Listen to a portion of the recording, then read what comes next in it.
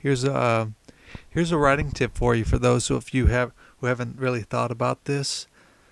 In terms of chapters, there's never too many, as long as you keep the pacing just right. In an ideal chapter, what you want is uh, a mini beginning and a mini end. Meaning you start out with a basic, I don't know, standpoint, and then you lead out with something that really catches the reader and makes them want to read the next chapter.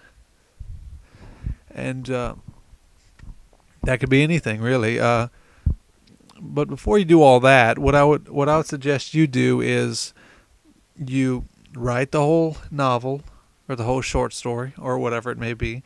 You write it all out, and then you go back and add the chapters. Because if you do that, then you can take the title names of whatever the chapter may be, and then really give them a nice chapter. Because if you just name the chapter first and then pluck it in there or whatever you do, then it's not going to be the same. It's not going to have relevance, and you'll probably have to go back and change it later. You know, Rick Riordan, I think that's his name, who wrote Aragon. He had like, oh God, he had like 20 chapters in each book, something like that.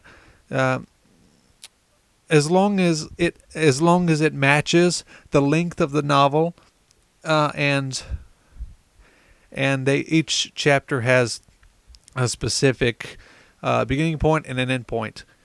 Um, the beginning point doesn't really have to have a true beginning. I mean, it can lead in from where you left off on the last chapter, but the end point of that really has to synchronize well, because it means that the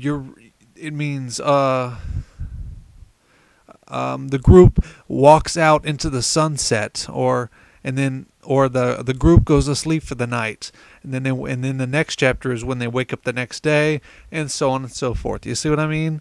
It's like that, and that's all I got to say. Thanks for watching. Thanks for listening. I'll see you next time.